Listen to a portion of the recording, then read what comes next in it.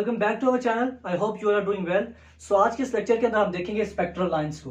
Spectral lines के अंदर से जितने भी क्वेश्चन पहले पास पेपर्स के अंदर आ चुके हैं या आने वाले कॉम्पिटिटिव एग्जाम्स के अंदर इनमें से क्वेश्चन जो बन सकते हैं उन सब को हम इस सिंगल वीडियो के अंदर डिस्कस करेंगे।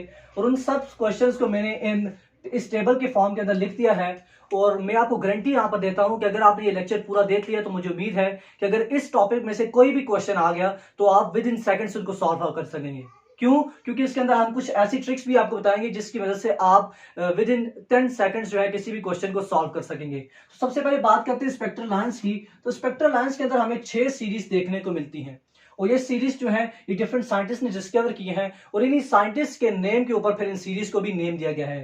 जैसे हम बात करें इन 6 सीरीज के अंदर तो जो फर्स्ट 5 सीरीज है वो हमारे पास हमारे कोर्स के अंदर शामिल है, हमारी बुक के अंदर शामिल है, जिनको हम डिस्कस करेंगे।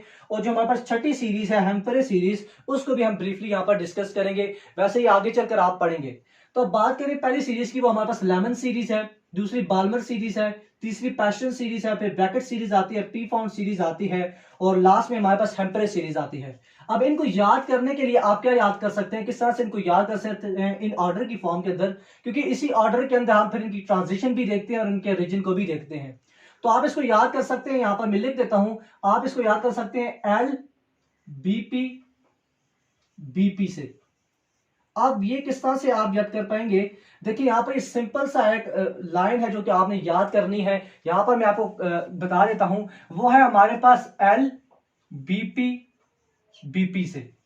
अब ये आपको थोड़ा सा अजीब लग रहा होगा लेकिन आपने इसको रिलेट करना है, क्योंकि इस तरह से आपको आसानी से ये याद हो जाएगी कि एल से लेमन बनेगा, बी से बाल्मर बनेगी, पी से पैस्टन बनेगी, बी से ब्रैकेट बनेगी और पी से फिर पी फाउंड बनेगी। ये बस आपने याद रखना है कि जो आखिरी वाली है वो पी फाउंड है और जो पहला बी है वो बाल्मर है। यानी तो इस छोटी सी ट्रिक से आप इन सीरीज को इस ऑर्डर के अंदर याद कर सकते हैं कि लेमन सबसे पहली है, फिर बाल्मर है, फिर पैस्टन है, फिर ब्रैकेट है, फिर पी फाउंड है और हेम्परे हमारे पास आखिर में है जो कि हमारे कोर्स के अंदर नहीं है लेकिन फिर भी हम उसको डिस्कस करेंगे। तो सबसे पहले तो आपने इन सीरीज के अंदर, इस सीरीज के अंदर आपने इसको याद कर लेना है with the help of this trick L BP BP से। ठीक हो गया, ये यहां पर क्लियर हो गया आपके लिए। अब यहां पर बात करें तो हमारे पास अक्सर कॉम्पिटिटिव एग्जाम्स के अंदर ये क्वेश्चन आता है, पिछले पास पेपर्स के अंदर भी क्वेश्चन पूछा जा चुका है कि हमारे पास कौन सी ऐसी सीरीज है स्पेक्ट्रल लाइन के अंदर जो कि विजिबल रीजन के अंदर लाई करती है। तो जिस वक्त हम रीजन की बात करते हैं, सबसे पहले हम बात करें लेमन सीरीज की। तो लेमन सीरीज जो है ये हमारे पास अल्ट्रा वायलेट रीजन के अंदर पाई जाती है। तो सबसे पहले तो ये आपने क्लियर रखना है, क्योंकि अक्सर क्वेश्चन इनके रीजन के हवाले से भी आ जाता है कि सीरीज का नाम दे दिया जाता है और पूछा जाता है कि किस रीजन के अंदर ये पाई जाती है। तो लेमन सीरीज अल्ट्रावायलेट रीजन के अंदर पाई जाती है, बाल्मर सीरीज जो है ये विजिबल रीजन के अंदर पाई जाती है। और यही क्वेश्चन हर दफा पूछा जाता है कि वो कौन सी सीरीज है जो कि विजिबल स्पेक्ट्रम या विजिबल रीजन के अंदर पाई जाती है। तो आपने याद रखना है कि जो बाल्मर सीरीज है ये विजिबल रीजन के अंदर पाई जाती है। इसके अलावा एक और इंपॉर्टेंट बात यह है कि जो फर्स्ट सबसे पहले डिस्कवर सीरीज थी वो कौन सी थी। तो इसके बारे से भी आपने याद रखना है कि जो बाल्मर सीरीज है ये सबसे पहले डिस्कवर हुई थी और इसको किसने डिस्कवर किया था, नाम से जाहिर हो रहा है इसको बाल्मर ने डिस्कवर किया था। तो सबसे पहले जो सीरीज हमारे पास डिस्कवर हुई वो बाल्मर सीरीज थी जो कि विजिबल रीजन के अंदर लाई करती है। उसके बाद पैस्टन की बात करें तो पैस्टन सीरीज जो है वो नियर इंफ्रारेड रीजन के अंदर पाई जाती है। इसी तरह से ब्रैकेट सीरीज जो है वो मिड आईआर रीजन के अंदर पाई जाती है।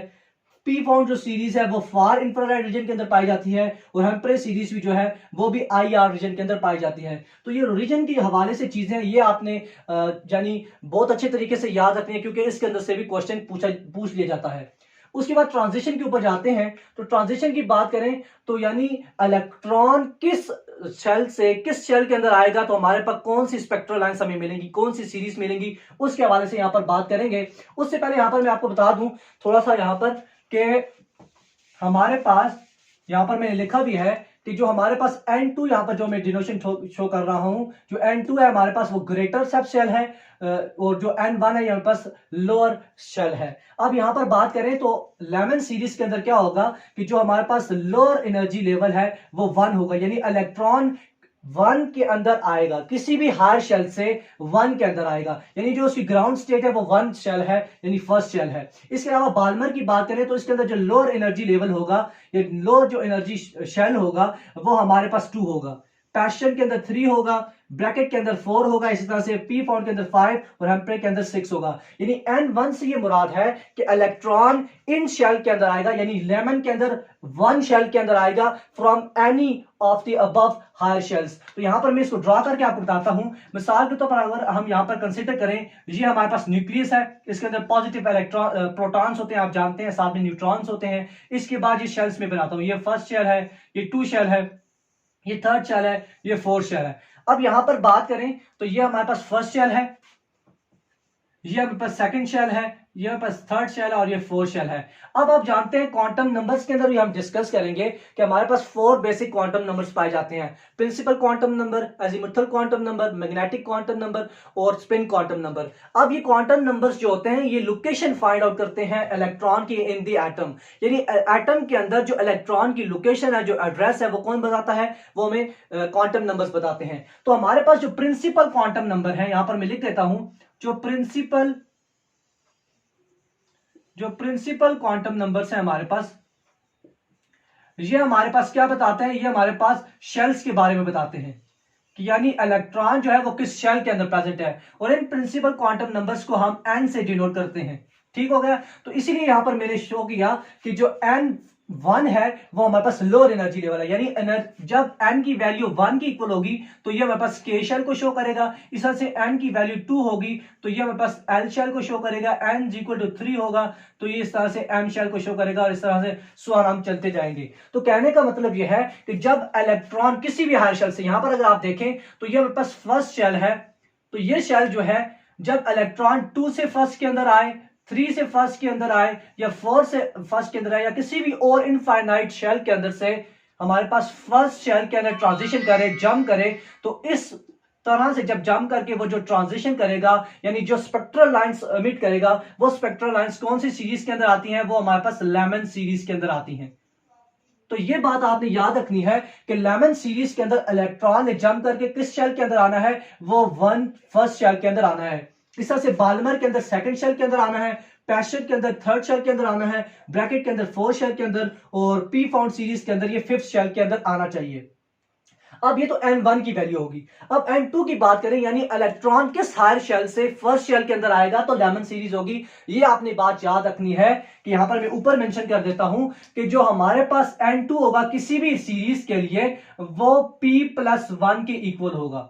अब P क्या है? P उस सीरीज का जो है वो लोअर एनर्जी लेवल है। यहां पर मैं लिख देता हूं लोअर एनर्जी लेवल, LEL से है लोअर एनर्जी लेवल। यानी जब भी इलेक्ट्रॉन किसी भी सीरीज की अगर हम बात करें, जैसे लेमन सीरीज को हम बेसिकली यहां पर लेकर चल रहे हैं, लेमन सीरीज के अंदर जो N1 है लोअर एनर्जी लेवल है, वो फर्स्ट शेल है। तो अब इसका N2 कौन सा होगा, कौन सा शेल होगा जिससे इलेक्ट्रॉन आ सकता है? तो हम P+1 करेंगे। P क्या है? हमारे पास लोअर एनर्जी लेवल क्या है? 1 है, +1 ऐड करेंगे तो क्या बनेगा? 2। यानी 2 से इलेक्ट्रॉन भी फर्स्ट के अंदर आ सकता है, इसी तरह 3 से भी आ सकता है। यानी 2 के ऊपर जितने भी शेल्स हैं उनसे इलेक्ट्रॉन फर्स्ट शेल के अंदर आएगा तो वो लेमन सीरीज के अंदर आएंगे। इस तरह से बाल्मर की बात करें, बाल्मर के अंदर यही होगा कि हमारे पास इलेक्ट्रॉन का जो लोअर शेल है वो 2 है, तो इलेक्ट्रॉन किस शेल से आ सकते हैं? उस लोअर शेल से ऊपर जितने भी शेल्स हैं उनसे अगर इलेक्ट्रॉन ट्रांजिशन करके उस स्पेक्ट्रल लाइंस के स्पेसिफिक यानी एनर्जी लेवल के अंदर आ जाए तो वो सीरीज के अंदर आएगा। अगर ये electron 3, 4, 5 up to so on infinite से जब 2 शेल के अंदर आएंगे तो हमारे पास कौन सी सीरीज मिलेगी? हमें बाल्मर सीरीज मिलेगी। इस तरह से पैशन सीरीज के लिए आपने देख लेना है, ब्रैकेट के लिए भी देख लेना है, और पी फाउंड सीरीज को भी देख लेना है। तो यहां तक ये क्लियर चीजें आपने रखनी है कि इलेक्ट्रॉन किसी भी हायर शेल से जब किसी स्पेसिफिक शेल के अंदर आएगा तो उसी स्पेसिफिक शेल के हवाले से हम उनको सीरीज का नाम देते हैं। अगर फर्स्ट शेल के अंदर आएगा किसी भी हायर शेल से तो वो लेमन सीरीज होगी, अगर 2 के अंदर आएगा तो बाल्मर सीरीज होगी, 3 के अंदर आएगा तो वो हमारे पास पैशन सीरीज होगी, 4 से आएगा तो ब्रैकेट सीरीज होगी, इस तरह से 5 के अंदर आएगा तो हमारे पास पी फाउंड सीरीज होगी। तो इसी तरह से ये चीजें जो ट्रांजिशन है वो आपने बात याद रखनी है। सिंपली आपने ये बात याद रखनी है कि N2 जो है वो हायर एनर्जी जो लेवल है वहां से इलेक्ट्रॉन लोअर एनर्जी लेवल के अंदर आएगा तो हमें कुछ सीरीज देखने को मिलेंगी, और उन सीरीज को फिर हम 6 बेसिक सीरीज के अंदर डिवाइड कर देते हैं। वो सारी की सारी यहां पर मैंने डिस्कस की। अब यहां पर कुछ इंपॉर्टेंट चीजें हैं वो आपके साथ डिस्कस करता हूं जहां से क्वेश्चन आ सकते हैं। तो अभी तक हमने 3 क्वेश्चन यहां पर डिस्कस किए जो कि कॉम्पिटिटिव एग्जाम्स के अंदर आते हैं। सबसे पहला क्वेश्चन आपको मैंने ये बताया कि बाल्मर सीरीज विजिबल रीजन के अंदर लाई करती हैं। दूसरा क्वेश्चन ये था कि जो फर्स्ट डिस्कवर सीरीज थी, वो हमारे पास बाल्मर सीरीज थी। अब उसके बाद बात जाते हैं हमारे पास वेवलेंथ कैसे हम कैलकुलेट कर सकते हैं। वेवलेंथ के हवाले से बड़ा क्वेश्चन आता है कि किसी भी स्पेसिफिक सीरीज दी जाती है और बोला जाता है कि बाल्मर सीरीज के लिए या लेमन सीरीज के लिए आप मैक्सिमम वेवलेंथ को कैलकुलेट करें, मिनिमम को कैलकुलेट करें या उन दोनों की रेशो को कैलकुलेट करें। तो इनको आप किस तरह से कैलकुलेट करेंगे, उसके लिए मैंने कुछ शॉर्टकट फार्मूलास यहां पर लिखे हैं, जिनको अगर आप यूज करेंगे तो आप with in seconds in question को सॉल्व कर सकते हैं। उससे पहले यहां पर मैं थोड़ा सा यहां पर आपको रिलेशन बताऊंगा। वो रिलेशन हमारे पास ये है कि हमारे पास लेमडा जो होता है वो इनवर्सली प्रोपोर्शन होता है एन के। एन क्या है हमारे पास, ये नंबर यानी ये शेल नंबर को हमारे पास एनर्जी लेवल को शो करता है। एन 1 होगा तो मैंने आपको बताया के इक्वल होगा शेल, 2 होगा तो एल आ जाएगा, इस तरह से एम आगे सो ऑन चलते जाएंगे। सो जितने हम नंबर ऑफ शेल्स ऊपर बढ़ाते जाएंगे यानी हाई शेल्स के अंदर जाएंगे तो जो वेव लेंथ है वो हमारे पास कम होती जाएगी। अब यहां पर हम दो रिलेशन और निकाल सकते हैं कि अगर हमारे मिसाल के तौर पर मैक्सिमम वेवलेंथ निकालनी है तो हम किस तरह से निकालेंगे। तो वेवलेंथ को मैक्सिमम करने के लिए हमें क्या करना पड़ेगा, हमें एन जो वैल्यू है, जो शेल की वैल्यू है, उसको कम करना पड़ेगा। और वो एन की वैल्यू हमारे पास किस तरह से कम होगी, और ये एन की वैल्यू जो मिनिमम होती है हमारे पास, ये मिनिमम वैल्यू कितनी होती है, ये p+1 की इक्वल होती है। ठीक है। और अगर हमने वेवलेंथ को कम करना है तो हमने n की वैल्यू को इंक्रीज करना है, और n की वैल्यू जो इंक्रीज होती है, जो मैक्सिमम n की वैल्यू है वो हमारे पास इनफाइनाइट है। यानी अगर इलेक्ट्रॉन इनफाइनाइट शेल से आएगा किसी भी लोअर शेल के अंदर तो हमारे पास वेवलेंथ क्या होगी, वेवलेंथ हमारे पास डिक्रीज कर जाएगी, मिनिमम वेवलेंथ हमें देखने को मिलेगी। और इसी तरह से अगर हमने वेवलेंथ को इंक्रीज करना है तो हम किसी भी लोअर शेल से अगर ट्रांजिशन करवाएंगे, और वो लोअर शेल कौन सा हो सकता है, वो p+1 हो सकता है। यानी जो ग्राउंड स्टेट है उसको प्लस कर देना है 1 से। यानी अगर किसी भी रिस्पेक्टिव सीरीज की हम बात करें, उसके लिए हमने मिनिमम वेवलेंथ निकालनी है तो p+1 करके उसको हमने देखना है कि जो मिनिमम शेल है वहां से ट्रांजिशन करेगा ग्राउंड स्टेट के अंदर, तो हमारे पास जो वेवलेंथ है वो हमें मैक्सिमम मिल जाएगी। तो ये रिलेशन आपने याद रखना है। जैसे जैसे हम ऊपर शेल्स की तरफ जाएंगे, हाई शेल्स की तरफ जाएंगे, तो हमारे पास जो वेवलेंथ है वो डिक्रीज होती जाएगी। तो ये चीज भी आपने ध्यान में रखनी है। अब यहां पर हम बात करें सबसे पहले रिलेशन की, वो हमारे पास मैक्सिमम वेवलेंथ को कैलकुलेट करने के लिए। अब यहां पर हमारे पास एक दूसरा फार्मूला भी आता है, यहां पर मैं नीचे लिख देता हूं, जो हमारे पास इन शॉर्टकट्स के अलावा है, जो कि आप वो भी यूज कर सकते हैं। वो हमारे पास आता है रेड बेड जो इक्वेशन है उसको हम बात कर रहे हैं। तो हमारे पास जो वेव नंबर होता है, वेव नंबर हमारे पास इनवर्स ऑफ वेवलेंथ होता है, और ये वेवलेंथ जो होती है वो इक्वल होती है रेड बेड कांस्टेंट के इनटू हमारे पास क्या होता है 1/n1 का स्क्वायर माइनस 1/n2 का स्क्वायर। तो इस इक्वेशन को यूज करके हम क्या करते हैं कि डिफरेंट जो वेवलेंथ है या वेव नंबर है उनको कैलकुलेट करते हैं डिफरेंट सीरीज के लिए। इस फार्मूला के अंदर आप देखें तो हमारे पास जो वेव नंबर है उसकी डेफिनेशन लिखी हुई है। तो वेव नंबर हमारे पास क्या होता है, wave number is the inverse of wavelength. अब वेवलेंथ की आपको यूनिट पता है वो मीटर होती है, जबकि हमारे पास जो वेव नंबर है वो इनवर्स ऑफ वेवलेंथ है। तो हमारे पास वेव नंबर जिसको हम इस तरह से डिनोट करते हैं, वी डाल के ऊपर बार डालते हैं, इसकी हमारे पास यूनिट क्या आ जाएगी, ये पर मीटर आ जाएगी। सो ये एमसीक्यूज आपने यहां पर याद रखना है। उसके बाद यहां पर जो हमारे पास रेड बेड कांस्टेंट है रेड बेड इक्वेशन के अंदर, इसकी वैल्यू आपने याद रखनी है, क्योंकि डिफरेंट न्यूमेरिकल्स के अंदर आपने इसको यूज करना होगा। वो क्या होगी हमारे पास 1.097 इंटू 10⁻7 पर मीटर। सो ये इक्वेशन भी आपने याद रखनी है। सो यानी जो रेड बेड कांस्टेंट की जो वैल्यू है वो 1.097 इंटू 10⁻7 पर मीटर के इक्वल होती है। अब ये n1 क्या है हमारे पास, ये लोअर एनर्जी लेवल है, n2 क्या है, ये हायर एनर्जी लेवल है। सो इस इक्वेशन को यूज करके आप किसी भी स्पेक्ट्रल सीरीज के लिए आप मिनिमम मैक्सिमम या दोनों की रेशियोज को निकाल सकते हैं। लेकिन क्योंकि यहां पर ये थोड़ा सा डिफिकल्टी लेवल यहां पर आ जाती है, यानी इसको आपने पहले स्क्वायर लेना होगा, फिर उनके एलसीएम लेकर फिर उनको सॉल्व करना होगा, तो ये बहुत काफी लंबा काम हो जाता है, प्रोसीजर हो जाता है। क्योंकि कॉम्पिटिटिव एग्जाम्स के अंदर जो टाइम होता है वो हमारे पास लिमिटेड होता है और हमने विद इन सेकंड्स आंसर करना होता है। तो इस लिहाज से मैंने यहाँ पर कुछ शॉर्ट ट्रिक्स लिखी हैं जिसकी मदद से आप इनके किसी भी स्पेक्ट्रल सीरीज के अंदर मैक्सिमम मिनिमम या दोनों की रेशियो निकाल सकते हैं। तो सबसे पहले मैक्सिमम की बात करें तो किसी भी सीरीज के अंदर आपको क्वेश्चन आ जाए कि आपने यानी कह दिया जाए कि आप लेमन सीरीज के अंदर मैक्सिमम वेवलेंथ को फाइंड आउट करें, तो किस तरह से आप फाइंड करेंगे, ये शॉर्टकट आपने याद रखना है n1 का स्क्वायर n2 का स्क्वायर डिवाइडेड बाय n2 का स्क्वायर माइनस n1 का स्क्वायर इनटू r। अब ये थोड़ा सा आपको कॉम्प्लिकेटेड लग रहा होगा, लेकिन जिस वक्त मैं आपके सामने क्वेश्चन को एक सॉल्व करूंगा तो आप देखेंगे विद इन 10 सेकंड्स इस क्वेश्चन को हम आसानी से सॉल्व कर लेंगे। तो यहां पर मैं इस चीज को अरेंज करके यहां पर लिख देता हूं कि किस तरह से आपने इस क्वेश्चन को सॉल्व करना है।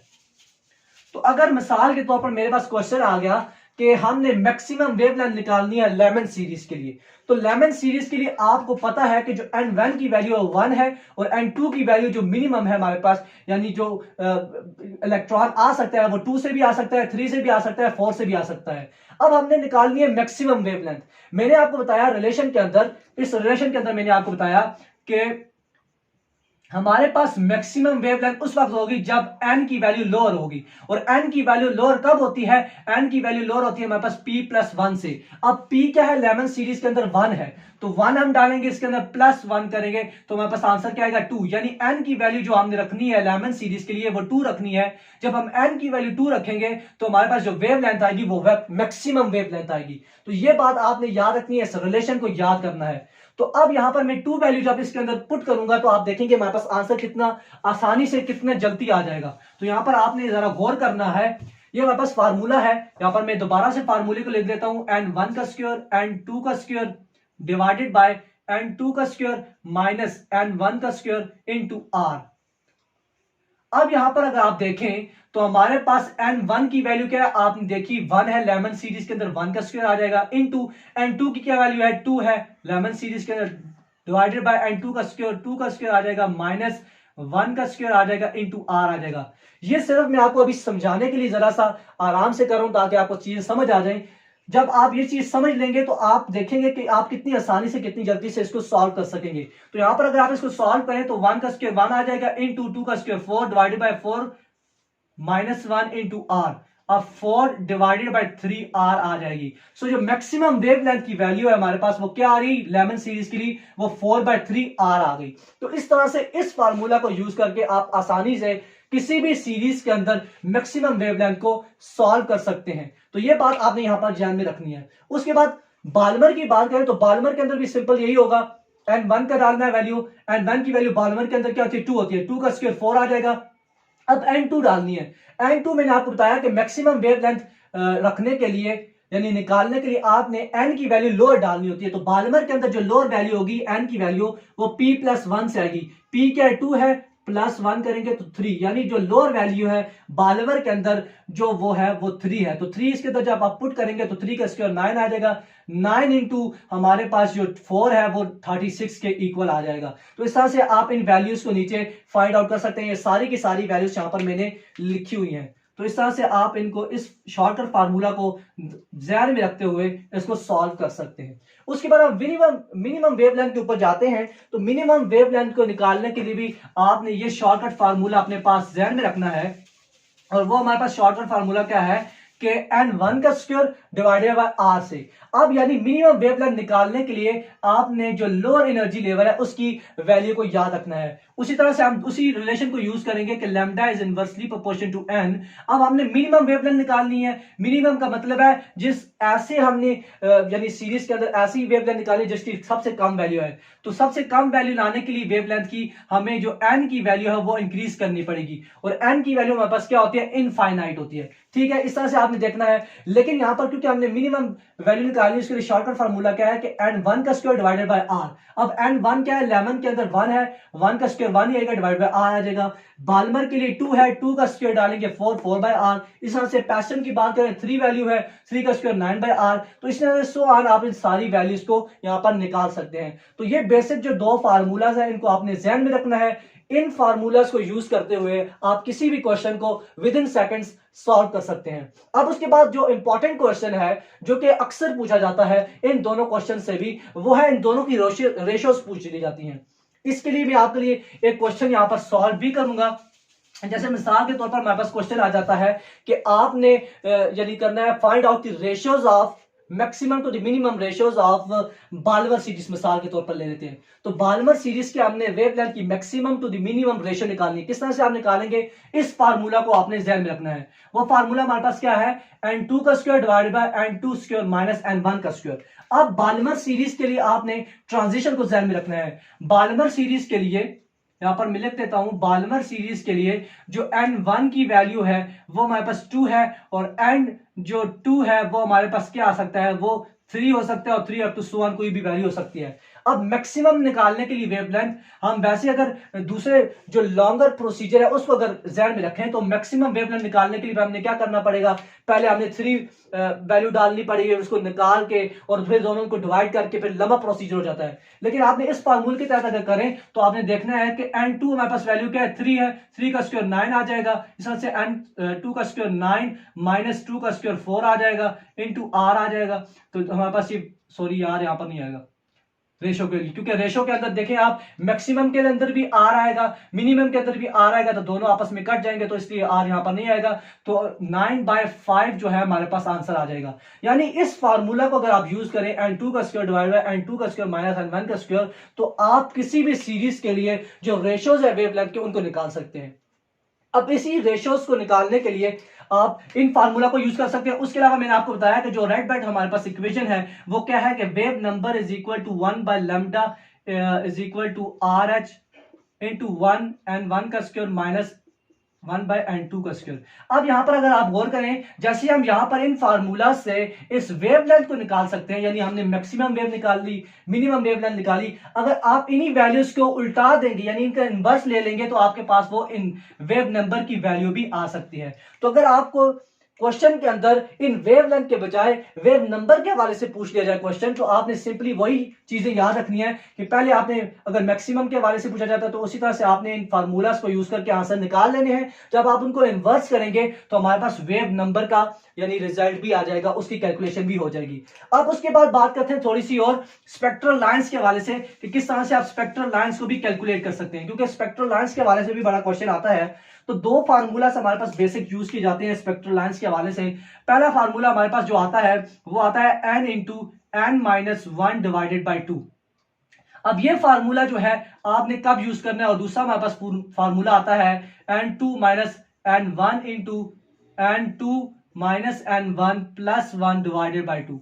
अब ये दो फार्मूलाज है जो है नंबर ऑफ स्पेक्ट्रल लाइंस को कैलकुलेट करने के लिए आपने यूज करनी है। यानी किसी भी सीरीज के हवाले से पूछ लिया जाएगा और आपको पूछा जाएगा कि अगर इलेक्ट्रॉन की ट्रांजिशन इस शेल से इस शेल के अंदर हो रही है तो कितने नंबर ऑफ स्पेक्ट्रल लाइंस हमें देखने को मिलेगी, तो उनके लिए आपने इन दो फार्मूलाज को ध्यान में अंदर रखना है। अब जो फर्स्ट फार्मूला है ये आपने ध्यान में रखना है कि जो फर्स्ट फार्मूला है ये उस वक्त आप यूज करेंगे जब जो हमारे पास n की वैल्यू जो है यानी कोई भी इलेक्ट्रॉन जो है जब जंप करके ग्राउंड स्टेट के अंदर आएगा, जब इलेक्ट्रॉन ग्राउंड स्टेट के अंदर आएगा किसी भी शेल के अंदर से, तो आपने इस फार्मूला को ध्यान में रखना है, इस फार्मूला को यूज करना है नंबर ऑफ स्पेक्ट्रल लाइंस को कैलकुलेट करने के लिए। और अगर ये कह दिया जाए कि इलेक्ट्रॉन जो है वो एक्साइटेड स्टेट के अंदर आ रहा है, ग्राउंड स्टेट के अंदर नहीं जा रहा, तो एक्साइटेड स्टेट के केस के अंदर आपने इस फार्मूला को जो है वो यूज करना है। अब इन दोनों की यहां पर मैं थोड़ी सी आपको चीजें बता देता हूं, एक क्वेश्चन भी सॉल्व कर लेता हूं। मिसाल के तौर पर हमारे पास क्वेश्चन आता है, मैं कहां पर करता हूं, यहां पर ऊपर कर देता हूं कि हमारे पास क्वेश्चन आ गया।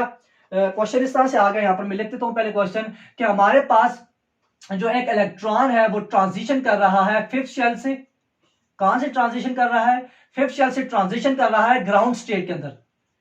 किस स्टेट के अंदर आया, वो ग्राउंड स्टेट के अंदर आया। तो सबसे पहले तो आपने ये ध्यान में रखना है जब भी ग्राउंड स्टेट की बात की जाएगी किसी भी हायर शेल से इलेक्ट्रॉन की, तो हमने नंबर ऑफ स्पेक्ट्रल लाइंस को कैलकुलेट करने के लिए इस फार्मूला को यूज करना है। तो अब इस फार्मूला को हमने यूज करना है, यहां पर मैं ऊपर लिख देता हूं। हमारे पास फार्मूला है n into n-1 divided by 2। अब इलेक्ट्रॉन किस शेल से आ रहा है, फिफ्थ शेल से आ रहा है, तो n की वैल्यू क्या हो जाएगी, फिफ्थ हो जाएगी, 5 हो जाएगी। सो 5 इंटू 5 माइनस 1 डिवाइडेड बाई 2।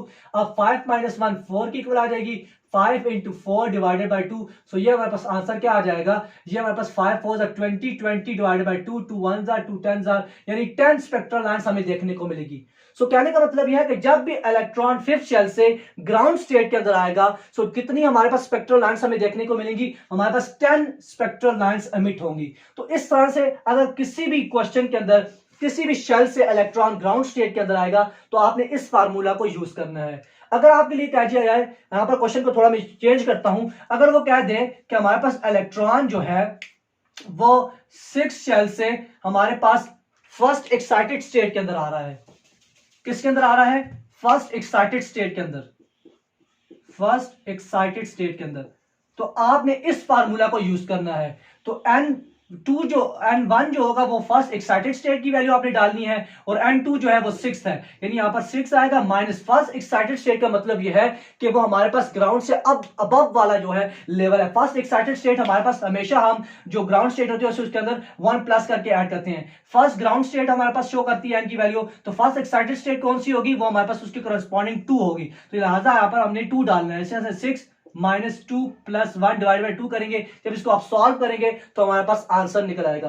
तो कहने का मतलब यह है कि जब भी इलेक्ट्रॉन किसी भी शेल से एक्साइटेड स्टेट के अंदर आएगा तो आपने इस फार्मूला को ज़हन के अंदर रखना है, और अगर किसी भी इलेक्ट्रॉन किसी भी शेल से ग्राउंड स्टेट के अंदर आएगा तो आपने इस फार्मूला को यूज करना है। तो यहां पर आपने देखा इस वीडियो के अंदर कि जितनी भी स्पेक्ट्रल लाइंस के हवाले से जितने भी पॉसिबल क्वेश्चंस बन सकते थे वो सारे के सारे हमने इस वीडियो के अंदर डिस्कस किए। अब थोड़ा सा यहां पर एक्स्ट्रा इंफॉर्मेशन आपको मैं दे दूं कि जो कि जिसके हवाले से भी क्वेश्चन पूछा आ जाता है बाजुकात, वो ये है कि जब हमारे पास n की वैल्यू इंक्रीज होगी तो उसके करस्पॉन्डिंग जो और प्रॉपर्टीज हैं इलेक्ट्रॉन की वो क्या होंगी, उनके अंदर क्या चेंजेस आएंगी। तो जब भी n की वैल्यू यानी नंबर ऑफ शेल्स के अंदर हम हायर शेल्स के अंदर जाएंगे, जब n की वैल्यू इंक्रीज करेगी, यानी यहां पर मैं बना देता हूं, ये हमारे पास पॉजिटिव यानी न्यूक्लियस है, ये हायर शेल्स है ऊपर, तो जब इलेक्ट्रॉन हमारे पास हायर शेल्स के अंदर जाएगा तो क्या होगा, तो ये हायर शेल्स के अंदर जाने की वजह से n की वैल्यू इंक्रीज करेगी।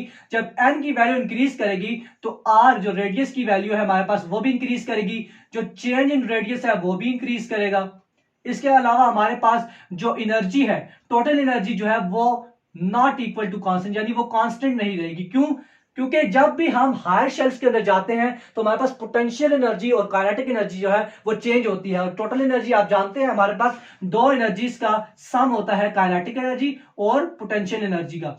अब लेकिन हम ये बात जरूर कहते हैं कि एक डिस्क्रीट सब शेल के अंदर यानी एक शेल के अंदर जो टोटल एनर्जी होती है वो सेम रहती है, वो कांस्टेंट रहती है। क्यों कांस्टेंट रहती है? क्योंकि एक शेल के अंदर, क्योंकि इलेक्ट्रॉन एक शेल के अंदर जब रहता है तो उसकी पोटेंशियल और काइनेटिक एनर्जी चेंज होती है, लिहाजा उसकी जो टोटल एनर्जी है वो भी चेंज नहीं होती। लेकिन जब भी इलेक्ट्रॉन ट्रांजिशन करता है हायर शेल्स के अंदर, क्योंकि उसकी पोटेंशियल एनर्जी और काइनेटिक एनर्जी के अंदर चेंज आता है, तो लिहाजा जो हमारे पास टोटल एनर्जी होती है वो भी कांस्टेंट नहीं रहती। इसके अलावा काइनेटिक एनर्जी की बात करें, जब हम हायर शेल्स के अंदर जाएंगे तो काइनेटिक एनर्जी हमारे पास लो हो जाती है, कम हो जाती है। क्यों कम होती है? क्योंकि काइनेटिक एनर्जी हमारे पास इक्वल होती है ke² डिवाइड बाय r के इक्वल।